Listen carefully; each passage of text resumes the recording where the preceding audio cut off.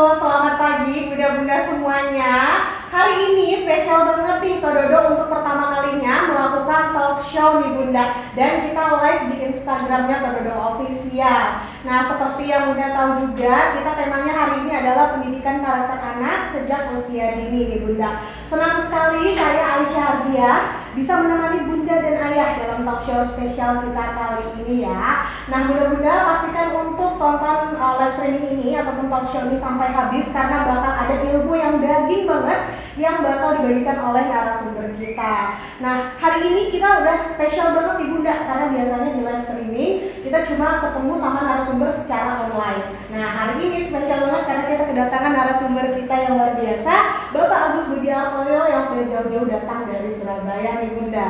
Selamat pagi Bapak. Selamat pagi. Gimana kabarnya hari ini Bapak? Luar biasa. Luar biasa, dahsyat ya Bapak Dahsyat. ya. Nah, Bapak Agus Budi Artoyo adalah seorang konsultan bisnis dan juga keluarga dan juga dikenal sebagai seorang influencer yang kontennya cukup viral ya Pak di Ya, beberapa puji platform Tuhan. termasuk di TikTok dan juga di Instagram. Nah, beberapa dari konten beliau ini merupakan konten-konten yang reflektif dan juga seringkali inspiratif nih buat para ibu-ibu baru, bunda, orang tua baru dan juga keluarga. Sering juga bahas tips pernikahan. Jadi kalau bunda-bunda penasaran nih mau cari tahu lebih dalam bisa main-main ke akun Instagramnya Bapak Agus Budi Artoyo. Nah, sebelum kita masuk lebih jauh nih, sebelum ke pembahasan tema kita tadi kok, Ya. yaitu pendidikan karakter anak sejak usia dini. Nah, kita mau masuk dulu kenal lebih dalam dengan Bapak Budi. Oke. Nah, saat ini gimana Bapak? Apakah sudah berkeluarga? Sudah berkeluarga, istri satu. Istri. Satu aja cukup. Ya, satu aja cukup. Kemudian anak juga baru dikaruniai satu. Ya, umur kurang lebih anak saya usia 18 tahun. Oh, 18 tahun. Iya. Kalau boleh tahu anaknya laki-laki atau perempuan? Perempuan. Ya. Namanya siapa Pak? Michelle. Michelle. Nah, untuk saat ini anaknya masih sekolah atau sudah ke jenjang kuliah nih Pak? Dia barusan lulus SMA di Singapura. Nah, ini lagi sudah diterima. Dia sekarang sudah diterima di Universitas Greenwich di London. Wow, Bunda, ini salah satu bentuk dari pendidikan karakter juga ya Bunda yang bisa Bunda ambil. Saat ini putri kesayangan dari Bapak Agus Budi Artoyo itu sudah lulus dan sudah diterima di salah satu universitas di luar negeri di Bunda, khususnya di London. Eropa Iya, ya, London. ya. Nah, oleh karena itu kita bakal juga cari tahu nih tips-tips apa sih nanti ya yang bisa buat anaknya jadi berhasil sampai ke sekolah ke luar negeri. Nah, sebenarnya nih Pak, apa sih pertimbangannya Bapak untuk menyekolahkan putri kesayangannya semata wayang untuk dikirim sekolah jauh ke luar negeri? Kok bisa tega sih Pak? Iya. Ini yang perlu para orang tua sadari bahwa kita mendidik anak itu tujuannya untuk supaya anak itu mandiri. Karenanya mulai SMP anak saya sudah saya latih untuk dia mandiri dengan mengikuti program homestay sampai ke luar negeri. Wow. Dan dia sudah mengikuti homestay ke luar negeri itu sudah 4 kali. Dan kemudian saya lihat mampu, karenanya akhirnya saya tawarkan dia sekolah SMA di Singapura dan itu mengejutkan saya. Dia mengatakan, ya Pak, aku mau. Kemudian saya sempat agak mundur sebetulnya. Saya sempat ngomong gini, saya tahu dia siap, tetapi saya kan sebagai orang tua kan kepingin dia tetap sama saya juga. Saya ngomong, tapi Michelle, nggak ada temen lo kamu di sana, nggak ada temenmu yang sekolah di Singapura SMA. Kamu gimana? Dia dengan mantepnya, aku mau Pak dan aku bisa. Dan waktu itu saya ngomong, wah ini apa yang kita lakukan semenjak dia masih balita, kemudian SD, ternyata berhasil membentuk satu jiwa kemandirian. Makanya saya sekolahkan di luar negeri untuk dia belajar mandiri. Karena beberapa waktu yang lalu saya dengar Profesor Renal Kasali juga mengatakan bahwa anak yang memiliki kecenderungan mampu merantau, bertahan dalam perantauan itu memiliki kecenderungan untuk berhasil. Karenanya saya ambil kesempatan ini untuk saya tawarkan dia sekolah di luar negeri, dan ternyata dia mau. Dan waktu di London ini Mbak Ica, dia sendiri loh yang milih. Wow. Dia sendiri yang menentukan universitasnya, dia sendiri yang melamar universitasnya, kita nggak ikut-ikut. Wow. Jadi benar-benar dia punya determinasi yang luar biasa. Begitu. Keren banget ya Bunda ya. Itu sedikit cerita dari keberhasilan dari didikan karakter ya yang udah dididik dari balita ya Pak ya. Nah izin tanya juga, di momen apa sih Bapak sadar kalau anak Bapak ini udah siap? Tadi walaupun sempat disinggung sedikit ya, udah pernah diikutkan homestay gitu kan. Tapi di momen apa Bapak sadar kalau oh ini saat yang tepat untuk lepas dia sekolah jauh? Waktu itu dia ngikutin program homestay di Sydney. Nah, program homestay di Sydney itu dia dapat orang tua asuh yang ada di pinggiran Sydney. Dari kota Sydney ke pinggiran itu kurang lebih 1 jam. Dan waktu malam itu saya, hari ke-8 saya sempat ke sana, saya lihat anak saya, kemudian di off program, di hari dia nggak ada program kan di malam, itu saya tawarkan, Michelle, papa boleh nggak papa lihat orang tua apa rumah orang tua asuhmu, saya mau ke sana. Oh ya enggak apa-apa Pak, nanti papa ngikutin aku aja. Nah, waktu ngikutin itu baru saya sadar ternyata di stasiun itu nggak ada orang. Kemudian dia jalan kaki, mall pada tutup, jalannya itu sepi, dia jalan dengan mantapnya, dengan keberanian yang luar biasa. Kemudian saya tanya, kamu sering lakukan ini? Iya Pak, semenjak program ini Michelle lakukan begini. Saya kaget karena itu jalannya sepi, kemudian dia jalan kaki yang biasanya kalau di Surabaya kan dia antar jemput naik mobil. Nah ternyata di sana dia jalan kaki dan dia menikmati. Kemudian besoknya saya tawarkan lagi, bisa nggak besok papa ketemu di Central Park, kemudian kamu jalan ke EF English Firstmu, nanti papa ngikutin. Dari situ suka saya ngikutin, jalannya dia begitu jauh dan dia begitu menikmati dan tidak ada keluhan apapun yang keluar dari mulutnya. Disitulah saya yakin, wah anak ini bisa. Anak ini bisa. Akhirnya itulah yang kemudian membulatkan saya menawarkan untuk dia SMA di Singapura, dia mau enggak. Dan ternyata dia mau, dia ambil itu. Berarti dari situ ketemu momennya di Bapak sadar ya, kalau anaknya sudah berani, sudah mantap, dan sudah mandiri banget. Nah, kembali lagi nih Pak, karena si Michelle ini kan anak perempuan ya. Nah, kebanyakan di stigma masyarakat ini kan, buat apa sih wanita atau perempuan itu sekolah tinggi-tinggi atau sekolah jauh-jauh, ujung-ujungnya bakal kembali ke dapur juga. Nah, kalau Bapak sendiri menyikapi pandangan seperti ini tuh gimana sih Pak? Saya pemikirannya simpel aja, bahwa istri, anak saya kan pasti akan menikah, dia akan jadi istri. Istri itu penolong bagi suami. Nah, kalau istri penolong bagi suami, berarti yang ditolong sama yang menolong kira-kira kuat yang mana? Menolong. Nah, bayangkan kalau anak saya cumanya bisa pekerjaan rumah dan cuma bisa masak aja. Terus suaminya kalau mau curhat sama dia soal pekerjaan atau kira-kira nyambung enggak? Nggak nyambung. Terus kira-kira dia bisa jadi penolong yang baik enggak untuk suaminya? Enggak. Karenanya saya punya pengertian bahwa walaupun dia anak perempuan, karena dia jadi penolong bagi suaminya suatu ketika nanti, makanya saya harus bekali anak saya dengan pendidikan tinggi. Pendidikan yang terbaik yang saya bisa. Supaya apa? Anak saya nanti bisa jadi partner bagi suaminya yang sepadan.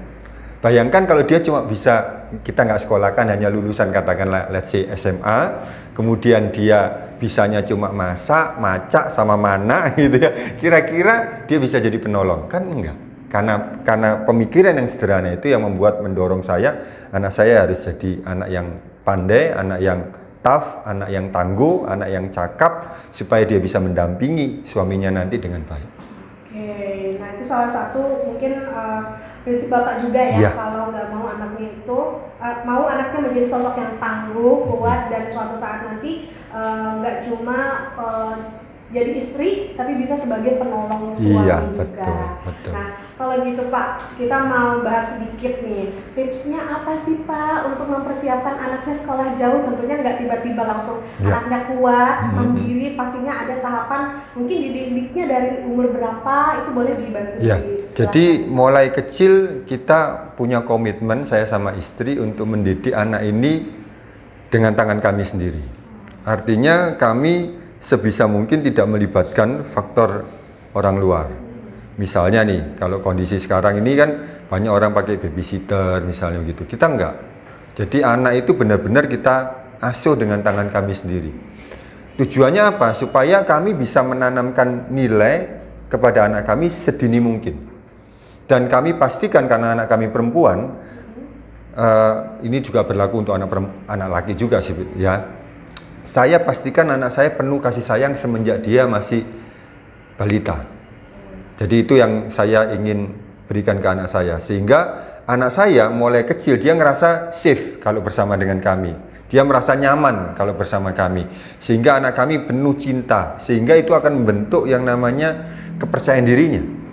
Dan akhirnya dengan penuh cinta itu anak saya tidak gampang juga percaya sama orang. Kenapa? Karena dia begitu percaya sama orang tuanya. Kenapa? Karena orang tuanya ada untuk dia. Dan nggak cuma itu yang kita berikan, hanya misalnya kasih sayang saja, tapi kami sudah mulai mendidik Michelle, anak saya mulai kecil itu, dengan di rumah itu kita ada aturan-aturan yang kita buat. Dan anak kami masukkan di aturan-aturan itu, sehingga membentuk namanya pola, rutinitas. Nah, rutinitas ini yang akhirnya membentuk anak kami punya kebiasaan. Dari dia bangun pagi sampai dia nanti tidur malam, kami bangunkan polanya. Kemudian berikutnya lagi saya ajarkan anak saya sejak balita itu hal-hal yang dia harus bertanggung jawab. Misalnya dia main nih, dia mainannya terambur gitu ya. Kita ajari untuk dia merapikan mainannya. Itu hal yang simple. Nanti kalau dia misalnya makan gitu, misalnya dia masih kecil, kita minta dia, kalau dia makan sudah selesai, ya udah kita suruh taruh di tempat yang mana itu tempat nanti kita cuci piring misalnya gitu. Nah, dengan cara inilah melatih anak untuk apa yang harus aku lakukan kalau aku di rumah. Akhirnya dia mengerti bagiannya di rumah itu seperti apa. Hal simpel gitu aja dulu, supaya melatih anak untuk punya tanggung jawab, melatih anak juga untuk mandiri. Saya juga latih anak saya mulai kecil itu untuk dia bisa mengambil keputusan. Misalnya untuk mainan apa sih yang mau dia main, dia mau milih yang mana. Kalau dia beli mainan yang mana, kita yang suruh dia memilih. Iya, tetapi sewaktu dia milih, kemudian katakanlah pilihannya dia nggak suka, kemudian dia ngomong, "Ma, aku nggak mau ini, aku yang mau yang itu." Loh, kemarin kan kamu minta ini. Ya udah ini dulu kamu mainkan. Nanti kalau udah bosan baru itu. Tapi kamu udah bisa langsung ganti. Nah, ini tujuannya supaya kita ajarkan anak untuk mengambil yang namanya konsekuensi. Nah, itu kita ajari dia semenjak dia kecil.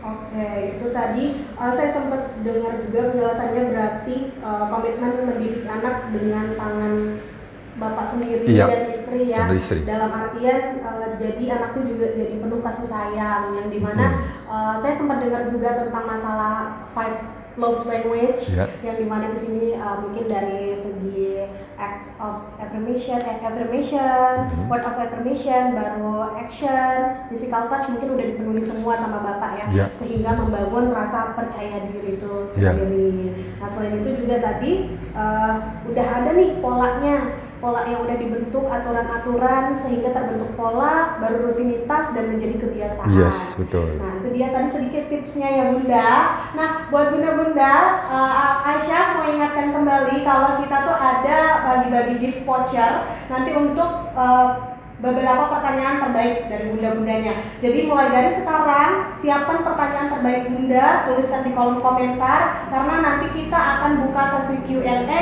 sambil berjalan obrolan kita ya. Jadi boleh mau tanya dari sekarang, boleh banget ya. Nah, kita habis ini mau langsung masuk deh ke pembahasan inti kita ya, kok, dimana tema kita adalah pendidikan karakter anak sejak usia dini. Kita juga sudah dapat sedikit gambaran dari backgroundnya Bapak Agus Budiartoyo atau Bapak Budi, dan selanjutnya kita mau masuk ke segmen berikutnya tentang pemahaman dasar. Nah, menurut Bapak sendiri apa sih Pak definisi pendidikan karakter pada anak? Definisinya adalah kita menanamkan nilai yang kita anggap bahwa nilai itu menjadi nilai kebenaran universal, itu kita tanamkan sejak dini di anak. Tujuannya apa? Kenapa kita ajarkan semenjak dini? Ibaratnya itu kayak seperti pohon bambu. Kalau kita bentuk saat dia muda, kita bisa bentuk pohon bambu itu dengan mudahnya, karena dia masih lunak. Karenanya saya mulai menanamkan nilai ini mulai kecil kepada anak saya. Saya tanamkan nilai-nilai misalnya contoh nih tentang kejujuran, tentang tanggung jawab, tentang hormat sama orang lain, tentang sopan santun, itu kita tanamkan ke anak supaya anak mulai kecil dia meresap itu. Tidak cukup itu, kita sebagai orang tuanya, saya sama istri, tentu kami harus menciptakan suasana rumah yang nyaman untuk anak, sehingga anak bisa melihat value yang kita punya. Bagaimana waktu kita berhadapan dengan orang, waktu kita berhadapan dengan masalah, misalnya begitu. Sewaktu kita, saya sama istri merundingkan sesuatu, bagaimana kita merundingkannya, mencari titik temu. Ini kan anak kan melihat. Nah, karena kita nggak cukup cuma nanemin apa namanya value pengajaran, tetapi kita orang tua kita nggak ngasih contohnya. Nah, akhirnya kan percuma. Jadi menurut saya definisi penanaman karakter itu adalah menanamkan nilai dan juga menunjukkan kita sebagai orang tua bagaimana kita menjadi orang tua yang baik dan bagaimana kita menjalani keseharian kita. Anak akan melihat dan itu akan tertanam di benaknya, akhirnya menjadikan nilai dirinya itu. Seperti itu. Berarti nggak cukup nih kalau kita cuma tanamkan nilainya aja, tapi nggak dikasih contoh langsung dari orang tuanya. Iya, betul ya betul, Pak ya. betul. Jadi bunda-bunda jangan cuma nih kamu harus bangun jam sekian, kamu harus tidur jam sekian, kamu jangan terlalu banyak main HP. Tapi sementara bundanya juga tidak mencontohkan hal yang sama. Betul ya Bapak ya. Betul. Nah selanjutnya nih Pak, kita pengen tahu juga saat kita bicara usia dini ataupun anak di sini. Rentang usia yang sebenarnya dimaksud itu dari usia berapa terkecilnya anak-anak itu bisa mulai dididik karakternya? Masa yang efektif itu adalah golden age. Waktu masa golden age, umur 1 sampai 5 tahun. Karena perkembangan otak itu berkembang 80% itu di usia ini. Sehingga ini usia yang cukup krusial untuk kita tidak boleh lewatkan. Karenanya para orang tua saya sarankan di usia inilah para parents, para orang tua itu harus hadir dan berperan dalam proses pendidikan karakter anak. Nah, usia 0 sampai 1 tahun itu ngomong tentang trust, bagaimana anak itu percaya sama kita. Bagaimana anak di situ belajar dicintai, belajar diterima di usia 0 sampai 1 tahun. Ini penting. Nah, kemudian usia 1 sampai 2 tahun kita menanamkan yang namanya mulai anak itu belajar untuk mengeksplor di sekitarnya dan mulai belajar awal kemandirian.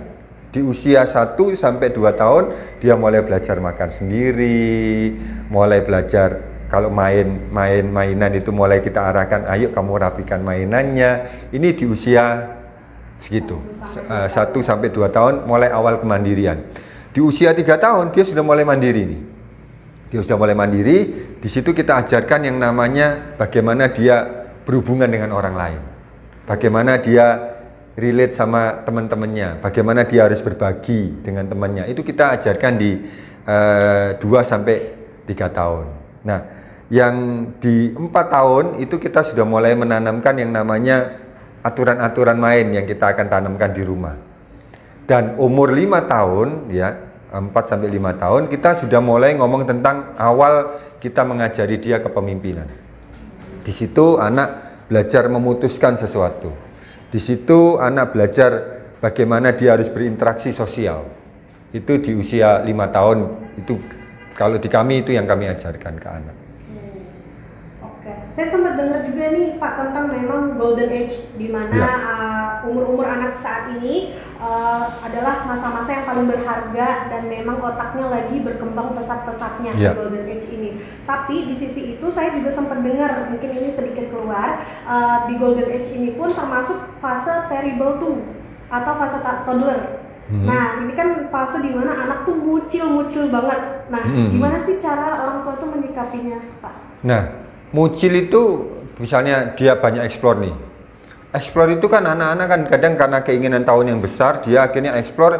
Orang tua kadang ini yang nggak boleh tuh, jangan terlalu overprotective. Karena kalau kita terlalu overprotective, apa yang terjadi? Maka anak itu nanti yang kita create adalah ketakutannya. Jangan nanti kamu jatuh, jangan kamu jatuh. Nah, ini yang sebetulnya tidak perlu begitu, karena anak juga perlu mengeksplor. Kita hanya memberikan batasan keamanannya aja. Misalnya contoh, waktu anak eksplor, kita pastikan tempat-tempat tertentu misalnya meja yang membuat dia terbentur itu dibungkus misalnya begitu. Kemudian dia yang mungkin bisa manjat misalnya begitu, ini kita juga harus lihat, wah ini kalau ini membahayakan ya kita mesti batasin daerah itu. Nah itu menurut saya itu lebih bijaksana, karena di fase anak usia segitu dia mengeksplornya luar biasa. Coba Ica perhatikan, kalau anak itu kalau misalnya nanya ya, biasanya mesti ngomong apa? Apa ini Pak? Apa ini Pak? Apa ini Pak? Apa ini Pak? Itu pertanyaan mendasar, karena otaknya masih belum terlalu berkembang luar biasa. Nah nanti setelah itu dia akan tanya, mengapa? Mengapa ini? Mengapa ini? Mengapa ini? Mengapa ini? Sambil dengan eksplorasi fisiknya ya tentunya. Nah kemudian yang berikutnya dia ngomong bagaimana? Bagaimana? Bagaimana? Nah kalau anak itu ketahuan keinginan tahuannya besar, kecenderungannya seolah-olah mengganggu kenyamanan orang tua. Pasti papa mama ini wah diresekin terus. Nah bayangkan kalau di masa-masa itu kita tidak nyadari bahwa itulah masa dia berkembang, kemudian diam kamu, apa ini sibuk kamu tuh. Nah ini akan membungkam potensi pengembangan anak. Harusnya kita jadi orang tua juga harus paham, oh ini masa dia bertumbuh ya, kita dengan sabar juga harus melayani pertanyaan-pertanyaan itu. Bahkan kalau dia eksplornya luar biasa, karena ada anak yang secara fisik kan geraknya begitu aktif, ya udah kita temani, kita dampingi. Sama seperti anak saya waktu main di playground begitu, itu kan ada yang pelorotan, kemudian masuk-masuk, kemudian gelantungan, itu saya ikut loh Ica. Karena anak sewaktu bermain dengan orang tuanya itu momen yang luar biasa, dan itu menciptakan intelijensi yang lebih bagus sewaktu dia berinteraksi dengan orang tuanya. Nah Michelle itu teman mainnya saya, jadi terbentuk juga core memory kebahagiaan main sama ayahnya gitu. Betul. Ya Pak. Oke. Dan dengan bersama saya tadi, saya juga bisa memastikan, wah ini kalau bahaya apa yang saya harus lakukan gitu. Tetapi eksplorasinya dia tidak dibatasi. Dan saya tidak pernah melihat bahwa anak saya itu nakal.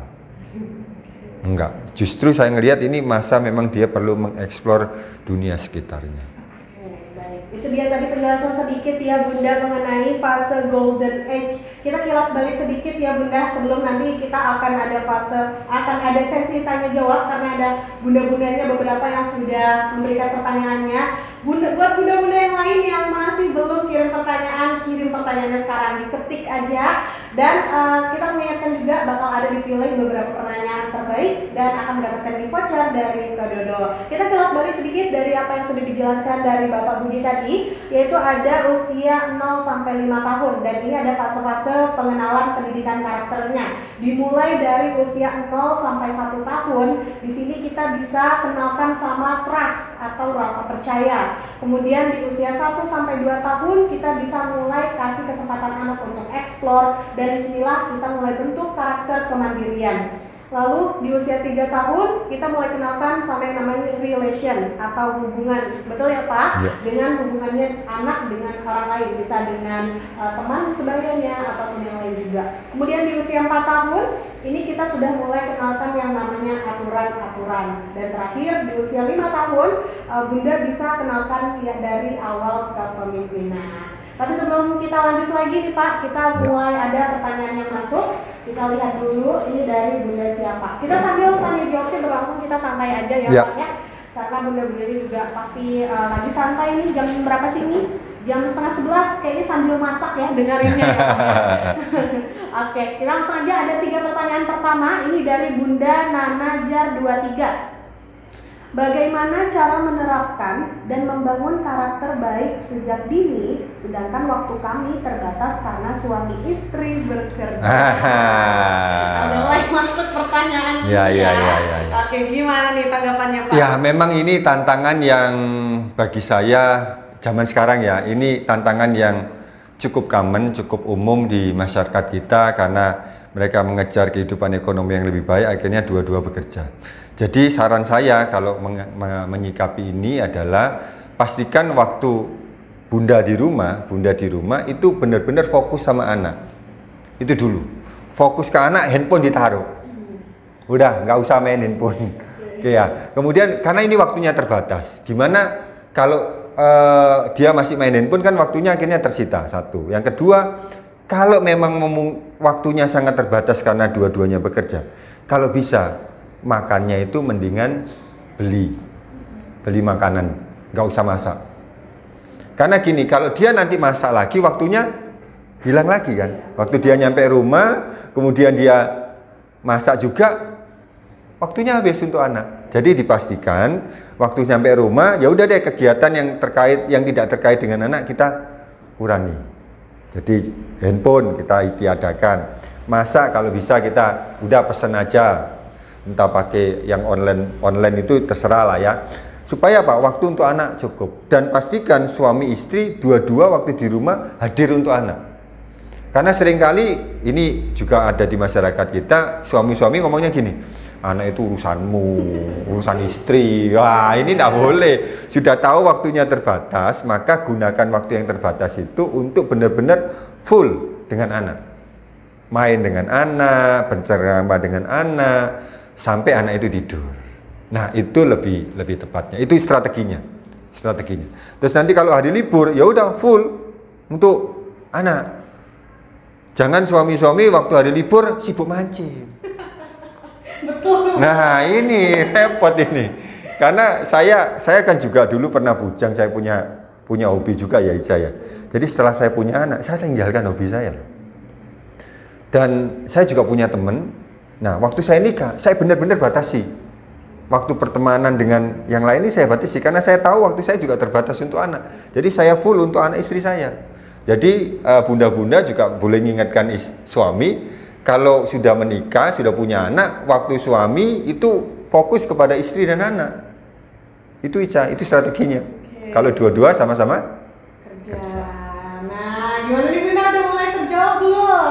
Kita kasih rangkumannya sedikit ya. Jadi yang pertama, tips yang tadi dikasih sama Bapak Rudi, saat di rumah itu fokus ke anak aja, HP-nya ditaruh dulu nih Bun ya. Terus selain itu kalau udah sama-sama kerja, gak usah masak lagi, makannya dibeli aja ya Pak ya, biar waktunya tidak tersita dan lebih fokus ke anak. Terus juga harus ayah bundanya, nggak bisa cuma salah satunya aja. Betul. Bukan cuma urusan bunda, bukan cuma urusan istri untuk mengurus anak, tapi kedua belah pihak sama-sama memberikan waktunya untuk anak. Selain itu pada saat libur ataupun lagi off kerja itu quality time full buat anaknya. Betul, juga. betul. Oke, gimana Bunda? Semoga menjawab ya. Buat bunda-bunda yang masih belum mengirimkan pertanyaan, bisa langsung tuliskan aja pertanyaannya di kolom komentar, karena akan dipilih beberapa pertanyaan terbaik yang akan mendapatkan gift voucher dari Tododo. Kita lanjut ke pertanyaan kedua ya Pak ya. Oke. Ini dari, makin menarik ini, Ca. dari Bunda Firma MJ dulu nih Pak. Ya. Sejak umur berapa anak mulai diajarkan untuk mandi sendiri? Nah ini mungkin tadi masuk ke pembahasan fase-fasenya juga ya. nih Pak ya. Kalau memang usia misalnya 2 tahun dia memungkinkan karena dia sudah bisa jalan gitu ya, sudah bisa megang sesuatu, kita ajarkan di usia itu. Kita tapi kembali ya lihat juga kemampuan anak. Kalau memang di usia 2 tahun dia bisa, ya gak apa-apa, mandi sendiri. Dan biasanya kalau saya ngomong kayak gini langsung saya memorinya ke belakang nih. Jadi Michelle itu saya yang suka mandiin. Jadi mandi sambil bermain sama dia. Dan akhirnya dari situ kan lama-lama dia juga bisa mandi sendiri kan. Nah itu. Pastikan waktu mandi itu ciptakan yang suasana fun sama anak. Jadi anak itu akhirnya mandi itu mengasihkan. Akhirnya dia bisa belajar mandi sendiri. Oke. Semoga menjawab ya pertanyaannya Bunda Firma. Selanjutnya kita ke pertanyaan selanjutnya. Mungkin agak sedikit sensitif juga ini, Pak. Wah, ini apa ini, penasaran ini jadi. Oke, ini dari Bunda Damarsasi. Bagaimana cara mengubah karakter anak yang sering dikasih tonton YouTube oleh pengasuhnya? Jadi kalau tidak dikasih tontonan, anaknya sering tantrum nih Pak. Nah, jadi gini, memang ini sekarang ada namanya istilahnya pengasuhan digital.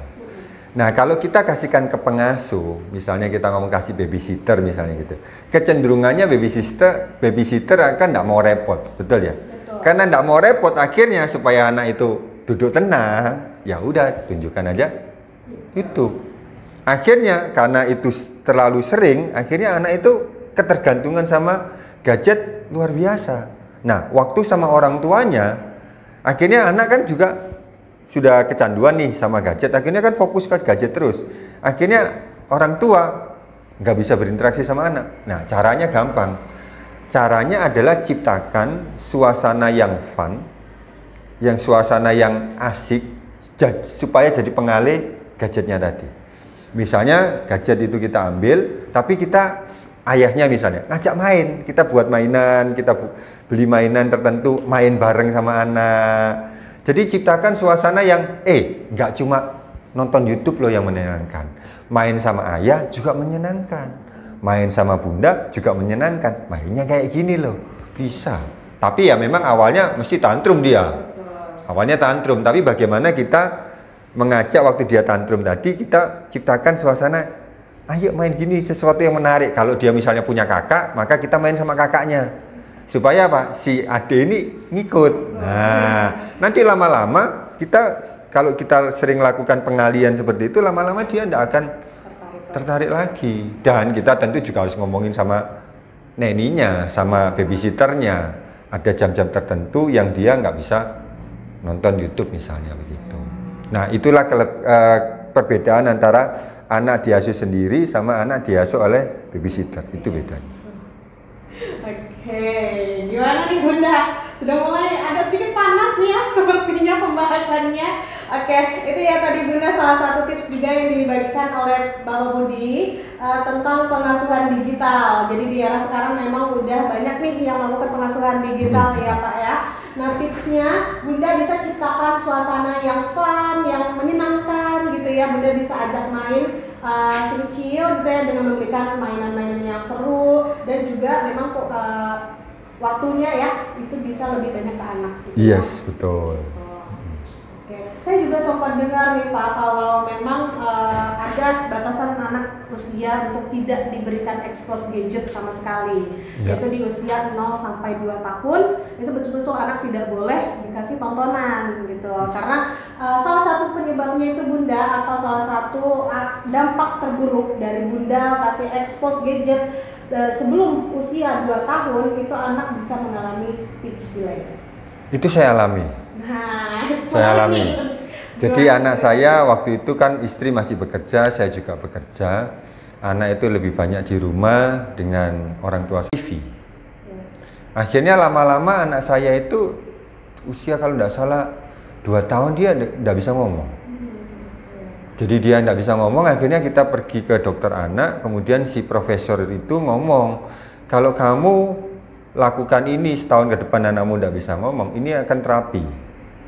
Waduh, kita langsung kepikiran kan, kemudian kita tanya, Prof, apa yang menjadi penyebabnya? Anakmu suka nonton ini, karena menonton itu, contoh kita ngomong YouTube ya, itu kan satu arah.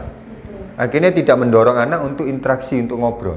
Tapi kalau orang tuanya yang ngajak ngobrol, anak kan akan terpancing untuk memicu untuk dia ngobrol. Akhirnya dia bisa ngomong. Nah, tapi kalau YouTube kan enggak. Nah, itu yang akhirnya terjadi di anak saya. Anak saya hampir speech delay. Nah, untungnya setelah kami tahu masalahnya itu seperti apa, beberapa saat kemudian itu istri saya memutuskan untuk merawat anak saya sendiri. Jadi dia memutuskan untuk resign, kemudian dia benar-benar fokus didik anak di rumah. Dan di saat istri saya yang megang anak itu, tidak lama ngomong dia. Oh, oke. Ngomong. Oh, berarti memang harus ada yang dikorbankan. Iya, dan kebetulan juga istri saya kan suka ngomong. Iya. Akhirnya anak kepancing keluar. Oke, nah Bunda, jadi narasumber kita ini luar biasa banget. Gak cuma kita membahas topik, tapi dari pengalaman beliau juga udah ada pembuktiannya nih Bunda-Bunda ya. Jadi kita kembali ingatkan lagi kalau sebaiknya anak itu jangan dulu diekspos atau diberikan gadget dan sebelum dia usia 2 tahun. Kemarin Kak Dodo tuh juga sempat bikin konten tentang itu kok, tapi kita kasih clickbait dulu nih di awal, anak tidak boleh video call dengan orang tua. Wah, rame banget itu kontennya. Padahal nyatanya Bunda boleh video call sama orang tua karena sifatnya interaksi gitu ya, kok ya, bukan tontonan. Nah, itu semoga menjawab pertanyaan dari Bunda Damar Sasi. Buat Bunda-Bunda boleh ya sambil aja dituliskan pertanyaannya. Boleh kita sambil minum dulu? Ya. Karena masih ada beberapa menit lagi.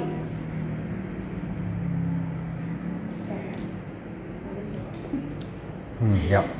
Oke, kita kembali lagi ke topik kita yang utama, yaitu pendidikan karakter anak sejak usia dini. Setelah tadi kita bahas sampai ke golden age, nah ini kita mau lanjut lagi ke segmen ketiga, yaitu tentang peran dan pengaruh. Menurut Bapak, sejauh mana peran orang tua dalam membentuk karakter anak? Sangat besar. Sangat besar. Sangat besar, karena anak itu di usia golden age seperti saya tadi ngomong, kehadiran orang tua itu sangat diperlukan. Karenanya istri saya dengan satu keberanian yang luar biasa memutuskan untuk resign untuk ngasuh anak itu karena keputusan itu. Tetapi untuk bunda yang memang tidak memungkinkan resign, ya saran saya tadi saat dia pulang kerja benar-benar fokus ke anak. Kenapa? Karena kalau 5 tahun ini terlewat, maka waktu kita di 6 tahun ke atas itu untuk bentuknya sulit. Sama seperti saya analogikan tadi bambu. Kalau bambu itu masih muda, dia gampang dibentuk. Nah, kalau dia udah mengeras, ini bentuknya susah. Karenanya di usia balita ini orang tua benar-benar harus hadir. Dan yang paling penting adalah ayah sama bunda harus kompak. Harus sepakat mengasuh anak ini seperti apa. Jangan sampai ayah dan bunda ini punya pendekatan yang berbeda. Akhirnya anaknya yang bingung. Kalau dia punya mau, dia lari ke ayahnya nggak boleh. Lari ke ibunya, dia boleh. Akhirnya apa? Anak bisa mengadu orang tuanya. Katanya mama, katanya papa boleh. Katanya mama boleh. Akhirnya mamanya sama papanya berantem gara-gara anak. Karenanya suami istri harus sepakat. Dan dua-duanya ini harus punya di momen katakanlah anak berbuat salah misalnya begitu, maka dua-duanya ini nggak boleh, dua-duanya dalam tanda kutip ya mukul. Mukul itu maksudnya gini, kalau si mamanya yang memberikan teguran, papanya nggak usah memberikan teguran lagi. Ini akhirnya kalau memberikan ini teguran, akhirnya anak kan, nah itu harusnya mamanya, contoh kalau saya, mamanya biasanya yang memberikan teguran, saya, tugas saya adalah memeluk, memberikan keseimbangan. Saya ngomong, Michelle, kamu tahu kan mamamu tadi marah karena apa? Karena ini Pak. Oke, kamu tahu nggak itu salah? Iya Pak, tahu. Berarti boleh nggak dilakukan? Ya nggak boleh dilakukan Pak. Ya udah sini Papa peluk. Nah, ini kan memberikan keseimbangan. Bayangkan kalau dia ditegur sama mamanya, saya juga nambahi. Tambah anak itu tambah tenggelam. Jadinya begitu. Jadi biasanya saya sama istri berpartner begitu. Saat saya lagi marah, misalnya begitu, negur anak saya, maka istri saya nanti yang deketin anak saya. Kamu ngerti-ngerti? Enggak, maksudnya papa lakukan ini kenapa? Nah, kan gitu. Jangan tambah bundanya gini. Kamu tahu papamu, memang papamu tuh resek. Wah, iya, tidak boleh. Ya. Oke, nah bahas tentang orang tua juga nih Pak. Kan ada banyak juga background dari orang tua yang mungkin asal muasal keluarga dia terdahulu juga bukan dari Cemara family ya, kita bilangnya keluarga Cemara. Ada juga kadang yang broken home, mungkin bisa dibilang orang tuanya pisah, atau ayahnya yang tidak pernah berperan jadi ayah sehingga dia tuh tidak punya gambaran menjadi sosok ayah yang baik untuk anaknya. Nah, gimana sih cara menyikapi hal itu, Pak? Jadi begini, kalau pola asuh orang tua itu kan biasanya diturunkan dari generasi sebelumnya ke generasi berikutnya, kan begitu. Dan dari generasi berikutnya ke generasi berikutnya lagi. Nah, karena ini tidak ada mata pelajaran parenting, nggak ada. Nah, karenanya kalau kita ingin jadi orang tua yang baik, mau nggak mau kita harus belajar. Jadi kita belajar dari yang sebelumnya, ini apa sih yang dari orang tuaku ini yang kurang. Nah, yang kurang itu kita cari ilmunya, baru kita praktekkan di keluarganya kita. Kalau Ica boleh tahu ya, saya terbuka aja sama para bunda-bunda. Saya ini dari background keluarga yang tidak harmonis. Saya ini fatherless. Semenjak saya dalam kandungan mama saya, papa itu tidak di sebelah. Bukan karena meninggal, tetapi karena kuntilanak. Nah, kurang lebih begitu. Nah, jadi saya hidup, saya itu tidak tahu jadi suami yang baik itu seperti apa, jadi ayah yang baik saya nggak tahu. Karena apa? Figurnya nggak ada. Mama saya berperan sebagai ibu dan juga sebagai ayah, dan dia juga karena dia memenuhi nafkah kami. Jadi mama saya banyak waktu untuk bekerja. Nah, istri saya juga sama, Ica. Istri saya juga berasal dari keluarga bukan keluarga cemara.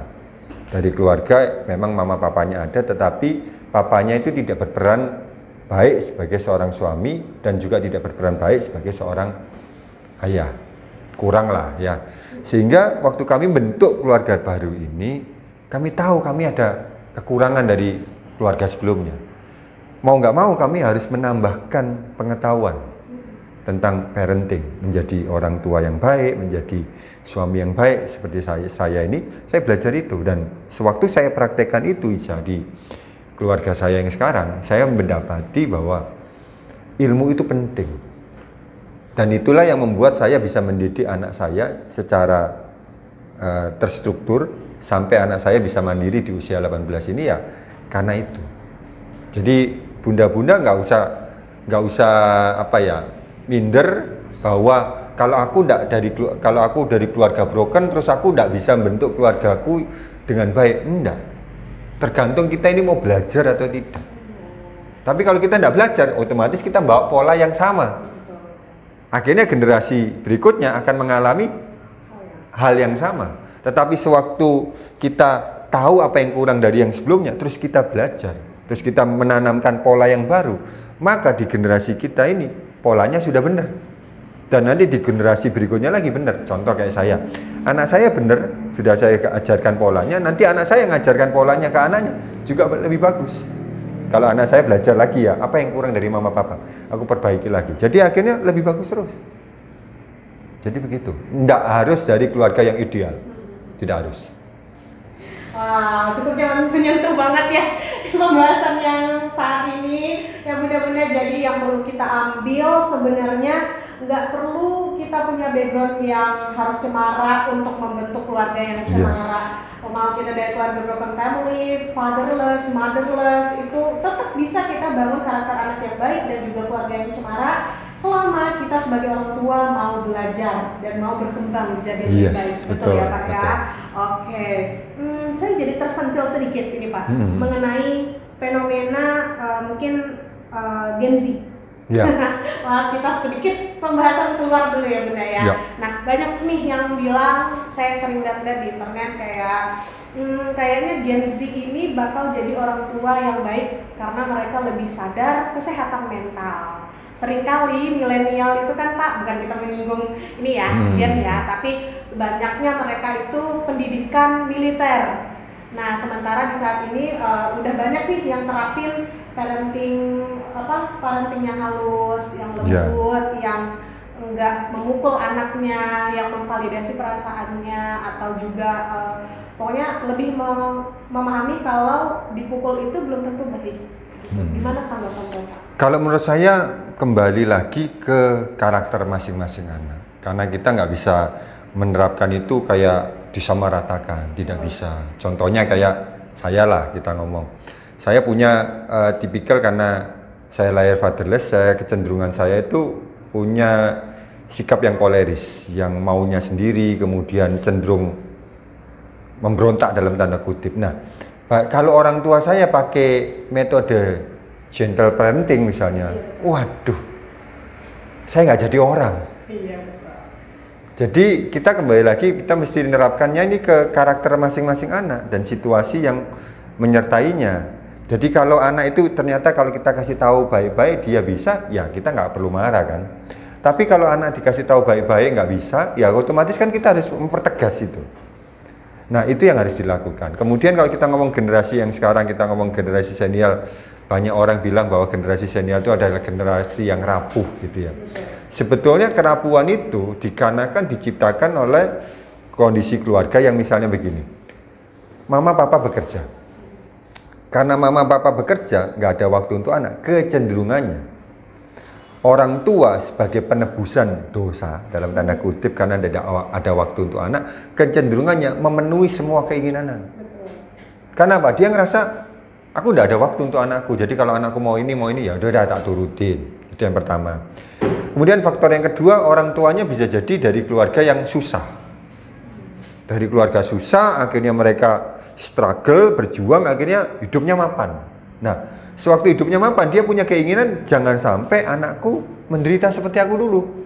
Akhirnya yang ditawarkan kemudahan demi kemudahan, kemudahan demi kemudahan. Nah, kalau ini yang dilakukan, maka yang terjadi adalah anak yang dihasilkan adalah anak yang rapuh.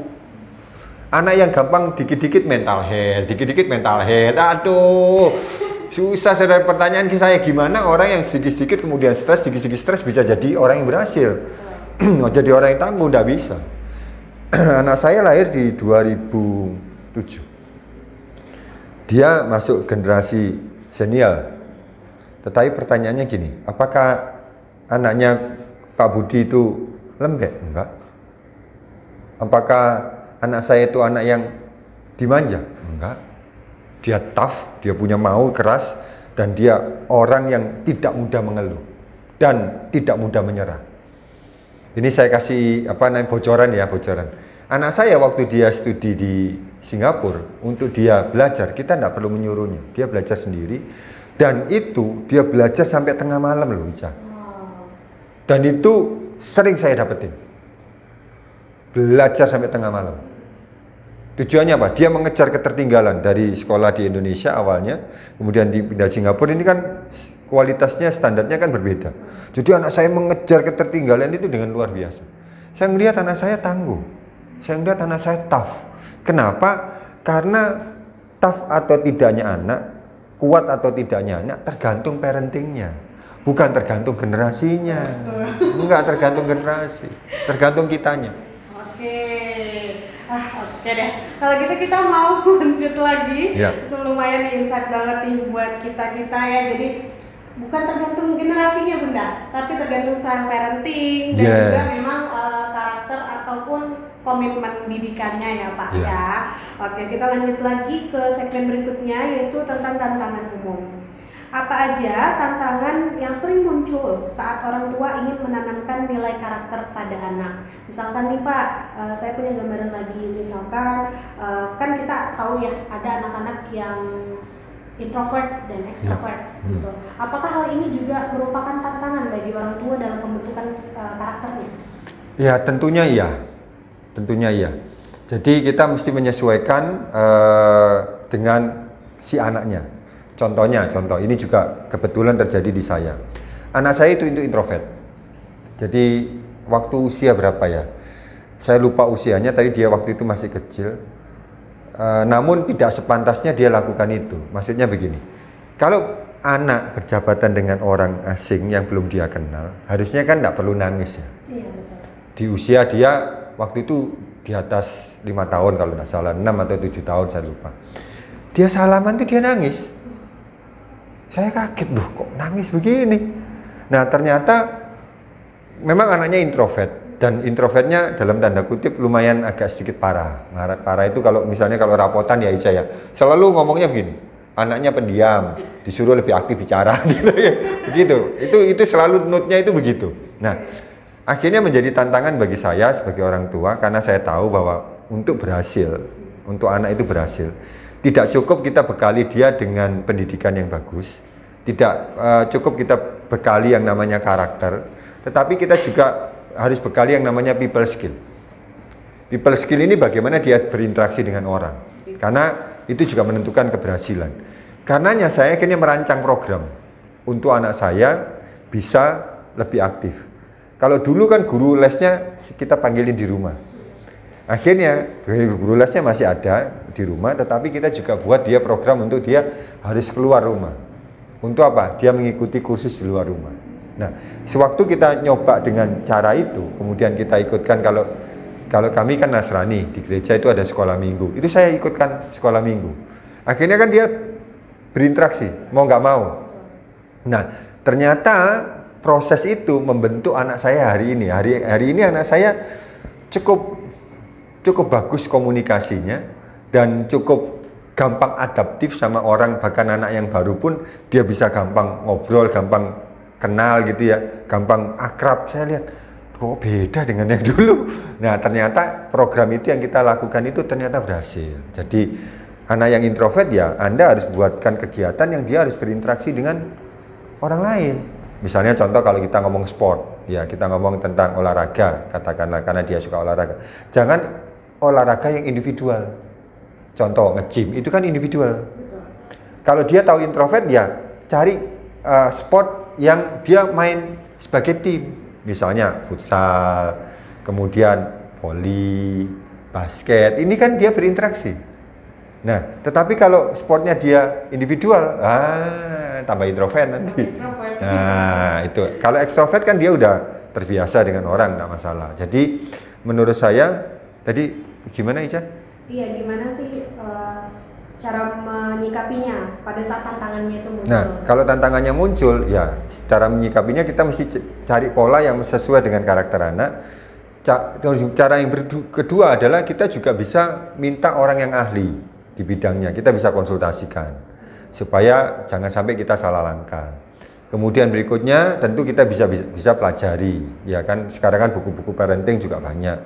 Kita bisa pelajari supaya kita juga punya ilmu, punya bekal untuk kita bisa mengatasi kesulitan yang kita lihat dari anaknya kita. Gimana sih caranya? Ya kita mau nggak mau nambahkan ilmu, tanya sama orang yang ahli, seperti itu. Nah, kalau itu kan tadi dari segi tantangan introvert dan extrovert ya Pak. Kalau menurut Bapak sendiri ada nggak sih tantangan lain pada saat pembentukan karakter anak ini? Oke. Mungkin pernah Bapak alami juga tantangan lainnya.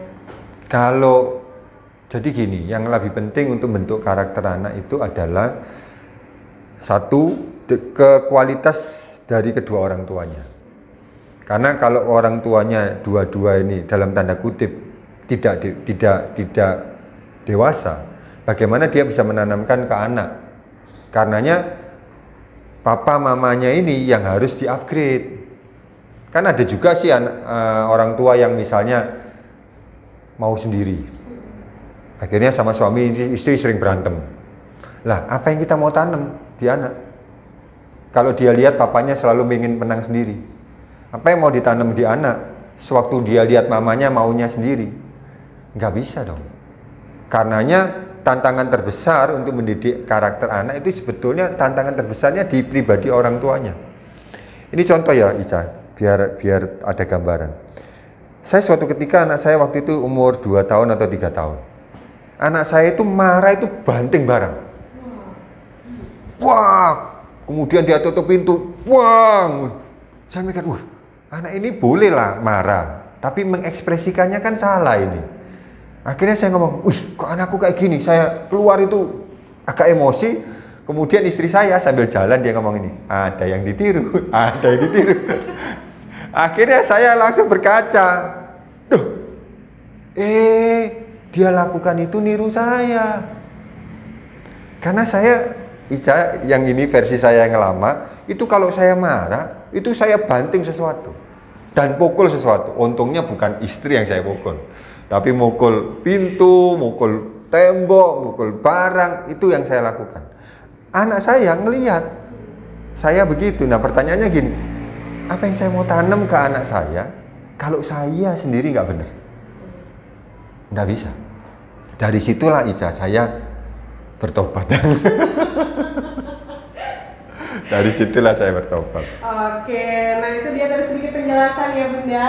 Kalau Bunda punya tantangan nih pada saat menanamkan nilai karakter pada anak, itu tadi udah dibagikan tipsnya sama Bapak Budi ya. Nah, yang pertama kalau misalkan anaknya itu Bunda udah tahu dari arahnya introvert atau extrovert, mulai kenali dulu karakter anaknya, baru kita aturkan deh gimana misalkan tadi tipsnya ya. Kalau misalkan introvert ya udah kita jangan langsung ditempatkan di tempat ramai gitu, tapi pelan-pelan di transisi gitu ya. Oh, betul ya. Habis itu pelajari juga nih, dan yang terakhir kalau memang udah mentok banget konsultasi, cari ahli untuk konsultasi. Nah selanjutnya kita mau ke pertanyaan berikutnya nih Pak.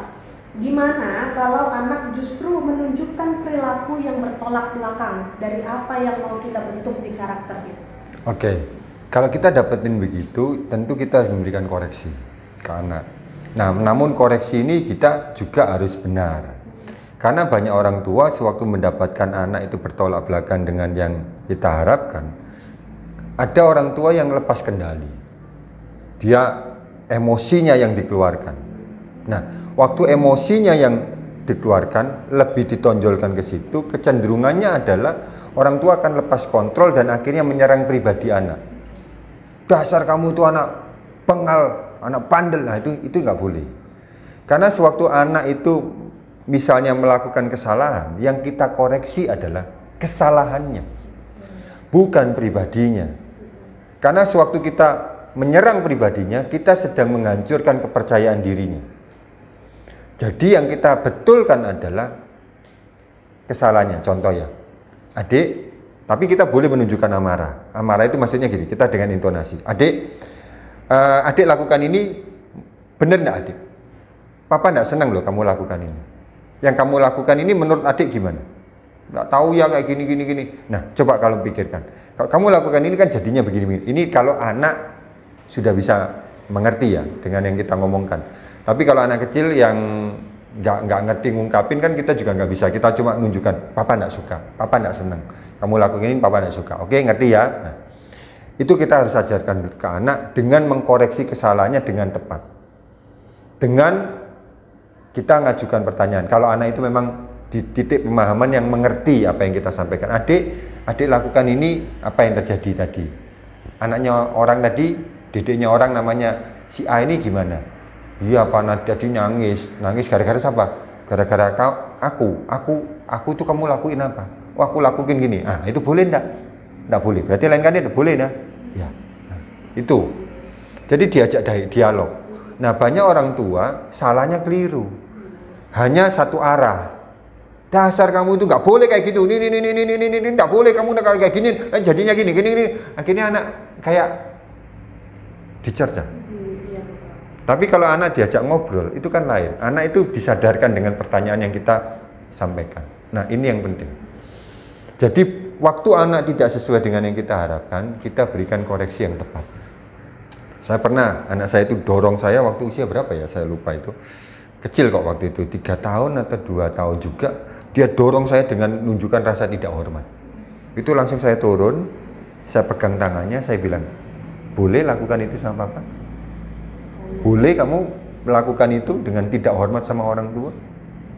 Nah, akhirnya cuma gitu aja dia langsung, gitu. Jadi kita nggak perlu meledak-meledak. Gitu. Jadi kadang orang tua, apalagi ini yang khususnya yang bekerja ya, yang bekerja kadang capek. Waktu rumah lihat anak konslet langsung sret. Nah itu ya, kepancing langsung dia. Nah itu yang justru tidak memperbaiki situasi, justru memperparahnya. Begitu. Dan sedikit mau cerita juga tentang pengalaman saya ya Pak ya. Wah, saya, apa ini? Termasuk orang tuanya itu yang tiger parenting gitu. Jadi memang mungkin karena beliau ini ibu ya, lebih dominan ibu, itu mungkin dari kecil memang didikannya keras, yang harus apa-apa dipukul karena beliau juga dari kecil ditinggal orang tua, keduanya meninggal dan hidup dengan neneknya, jadi karena di kampung gitu kan, jadi apa-apa serba mau makan tanam padi dulu, mau makan yang dulu. Jadi betul-betul karakternya udah keras dan diturunkan ke saya lagi, dan saya juga termasuk yang bukan fatherless karena ditinggal hidup, tapi memang meninggal. Jadi mungkin di fase baru-baru aja ayah itu meninggal, emosi ibu tuh nggak stabil. Jadi seringkali saya terima mungkin cacian atau apa. Nah itu memang dampaknya, itu kan waktu saya SMP Pak. Jadi dampaknya itu mungkin sampai saya kuliah. Saat saya keluar dari rumah itu untuk memutuskan ngekos, baru saya sadar kalau percaya diri saya tuh udah betul-betul hilang. Karena saya menerima, ya itu tadi nggak dikoreksi dengan benar, bukan disalahkan kesalahannya, tapi kepribadiannya. Nah itu. Tapi pelan-pelan saya mulai belajar lagi, dari mungkin belajar sendiri gitu ya, untuk mengenali rasa sakitnya dan juga mulai berdamai. Jadi pelan-pelan udah mulai kembali lagi percaya dirinya. Nah Bunda, itu salah satu tips berharga juga nih ya Bunda. Ingat kalau anaknya salah, yang disalahkan itu kesalahannya, bukan pribadinya, biar tidak menurunkan percaya diri. Oke, pembahasannya cukup dalam nih Bunda ya. Oke, kita mau ke sesi pertanyaan dulu ya Pak, karena sudah ada 2 pertanyaan baru yang masuk lagi. Bunda-bunda yang masih belum tanya, yang dari tadi cuma tonton aja, coba deh diketikkan dulu pertanyaannya ya. Nanti biar kita pilih jadi penanya terbaik, bisa dapat voucher belanja dari Tododo. Oke, selanjutnya ini dari Bunda Yuniarti. Bagaimana cara atau upaya yang dapat dilakukan untuk tetap dapat membangun karakter baik bagi seorang toddler yang mana kondisinya memiliki adik dan adiknya di usia golden age. Nah, gimana nih Pak agar tetap seimbang dan tumbuh kembang keduanya tuh sama-sama baik? Nah, itu biasanya dua-dua masih butuh perhatian orang tua. Nah, kecenderungannya si orang tua pasti akan lebih condong ke adiknya yang dirasa lebih perlu perhatian. Nah, ini juga orang tua perlu ekstra keras ya untuk bisa menyeimbangkan waktu antara si kakak sama si adik. Jangan sampai kita fokus ke adik banyak situ sampai kita lupakan kakak. Itu juga akan membuat dia ngerasa nggak dicintai ya. Ini tentu kalau suami ya, kalau suami bisa ngebantu itu lebih bagus. Jadi di momen waktu di rumah nih bareng si adik lebih diurus sama mama, si kakak ayahnya yang nemenin. Nah, itu dia nggak akan kehilangan kayak perhatian, karena kan ada yang mewakili ibu, yaitu ayahnya. Tetapi kalau dua-dua, misalnya nih, ibu lagi fokus sama dedek, adiknya, kakaknya tidak diperhatikan karena tidak ada mamanya lagi fokus sama adiknya. Lah, papanya main game. Nah, ini kan ya nggak bisa. Makanya saya ngomong, untuk ngomong mendidik anak, mengurus anak ini, dua-duanya harus terlibat. Membuatnya bersama ya. Masa urusan anak, urusan istri nggak bisa. Nah, kalau dia dapetin suami yang nggak mau ngurus, ini yang agak berat untuk si ibu, karena harus dua-duanya kan harus dapat. Nah, ini yang agak berat. Waktu dia fokus ke adik, kakak ngerasa nggak diperhatiin. Sewaktu dia lari ke kakak, adiknya nangis. Nah, ini kan repot. Makanya butuh peran ayah yang menjadi penyeimbang. Barulah itu bisa ditangani dengan baik. Berarti kembali lagi memang orang tuanya harus berperan dua-duanya. Betul, ya Pak ya, iya. Bisa salah satu. Nggak bisa. Oke, gitu ya Bunda. Jadi Bunda bisa nih komunikasikan lagi dengan ayahnya. Yes. Itu kalau lagi bermain sama anaknya jangan lebih fokus ke adiknya aja. Kalau Bundanya lagi main sama adiknya, ayahnya bisa main sama kakaknya atau sebaliknya. Semoga menjawab ya Bunda. Selanjutnya kita punya pertanyaan dari Bunda Nana. Nah, boleh minta beberapa contoh efektif cara untuk membangun karakter anak nih Pak? Beberapa contoh efektif. Contoh efektifnya ya. Contoh efektifnya misalnya begini. Ini karakter tanggung jawab ya. Kita yang mau bentuk ini karakter tanggung jawab. Jadi sewaktu anak bermain, pastikan anak yang merapikan. Itu penting. Kemudian yang kedua, sewaktu dia pulang sekolah misalnya, pastikan anak itu yang menaruh sepatunya di tempat yang kita tetapkan. Makanya itu kalau di rumah itu perlu sepatu itu ditaruh di mana, barang ditaruh di mana, barang A, barang B itu taruh di mana. Nah, pastikan anak waktu menggunakan barang itu setelah digunakan dia menaruh di tempat pada tempatnya. Itu penting. Jadi anak saya waktu dia pulang sekolah itu sepatu dia harus taruh di tempatnya. Waktu dia masih playgroup sama TK, dia harus taruh di tempatnya. Kemudian setelah itu waktu dia di rumah, kita ada baju rumah, ada baju tidur.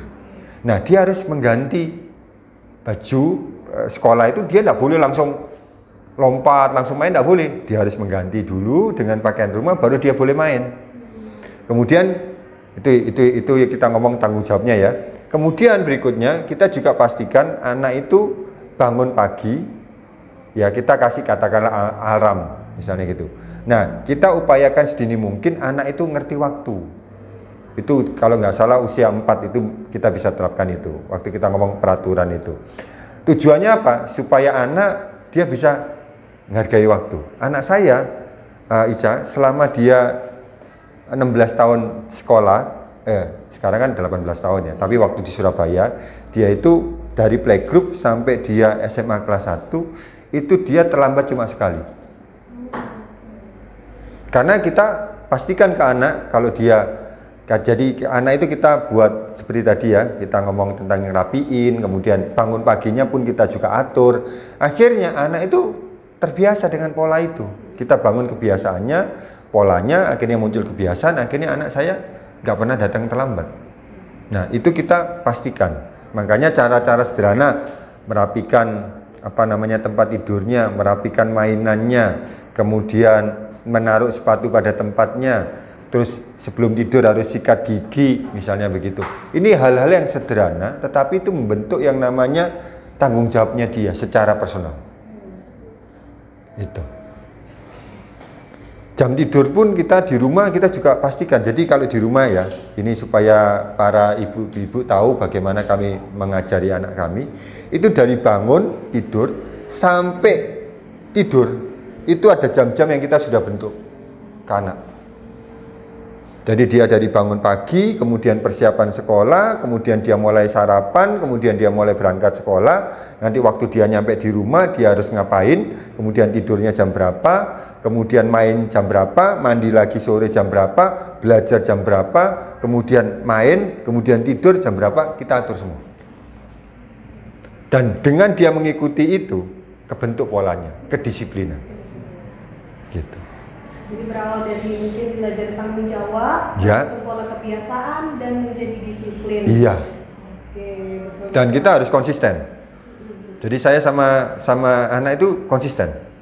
Jadi enggak, oh kita ini lagi happy, ya udah tidurnya malam. Lagi kita enggak bagus, ya udah kita tidur awal. Enggak. Kita bangun polanya itu teratur, tertib, teratur. Berarti nggak ada libur satu hari pun ya Pak? Nah, di luar jadwal. Biasanya yang kita lakukan adalah kalau weekend. Jadi kalau dia katakanlah besoknya libur sekolah, itu baru boleh agak malam. Itu pun agak malamnya kita batasi. Begitu. Semoga menjawab pertanyaannya Bunda. Jadi nggak cuma dari nggak harus langsung tindakan besar, bisa dari tindakan sederhana dulu untuk menanamkan tanggung jawab untuk anaknya Bunda nih. Bisa mulai dari bangun pagi, kemudian habis bangun pagi langsung diminta untuk merapikan tempat tidur, kemudian lagi hal-hal sederhana lainnya sesimpel naruh barang kembali di tempatnya, gitu ya Pak ya. Oke, semoga menjawab. Itu tadi 2 pertanyaan yang masuk lagi. Kita mau kembali lagi ke pembahasan kita. Mungkin ini pembahasan yang terakhir sebelum kita closing ya Pak. Karena kita menemani bunda-bunda di waktu 1 jam. Sekarang sudah lebih 10 menit, jadi nggak apa-apa ya. Nah, kita mau bahas ke praktik dan contoh nyata nih Pak. Oke, sebenarnya tadi sudah Bapak sempat bahas juga mengenai praktik nyatanya yang tadi Bapak juga sudah kasih contoh mengenai rutinitas, tapi boleh nggak sih Pak Bapak membagikan metode atau pendekatan sederhana untuk menanamkan karakter di rumah? Ini sebagai topik terakhir kita juga di talk show kita hari ini. Hampir sama yang sebelum-sebelumnya ya. Jadi kita ajarkan anak itu dari keteraturan dulu. Keteraturan dia dari jam tidur sampai jam bangun sampai jam tidur, kita bangun polanya. Kemudian kita juga tanamkan istilahnya kebiasaan-kebiasaan kecil. Contoh nih, kita biasakan anak itu untuk merapikan tempat tidur. Itu kita biasakan. Kemudian kita biasakan juga anak kalau habis dia mandi, itu peralatan mandinya itu harus pada tempatnya. Seperti tadi yang sudah saya sampaikan. Nah, ini penting. Tujuannya apa? Kalau kita bisa lakukan itu secara konsisten, akhirnya anak itu terbentuk yang namanya tanggung jawabnya. Terbentuk apa yang namanya disiplinnya. Nah, anak saya sampai hari ini kalau dia sekolah, dia itu rata-rata itu setengah jam, 15 menit sampai setengah jam sebelum jam masuk ya, dia mesti hadir. Itu sudah pasti. Nah, itu yang kita create. Akhirnya yang terjadi adalah sewaktu anak saya misalnya di luar negeri gitu ya, saya nggak pernah bingung dia terlambat bangun. Kenapa? Karena polanya sudah terbentuk. Nah, kalau udah polanya terbentuk, akhirnya jam bangunnya otomatis. Jadi hal-hal simpel yang kita perlu praktekkan tuh hal-hal simpel aja, jadi nggak perlu hal yang rumit-rumit. Dengan kita ngajarin anak belajar jam berapa setiap hari gitu ya, akhirnya membentuk apa? Jam belajar secara apa? Otomatis. Nggak perlu disuruh, dia belajar sendiri.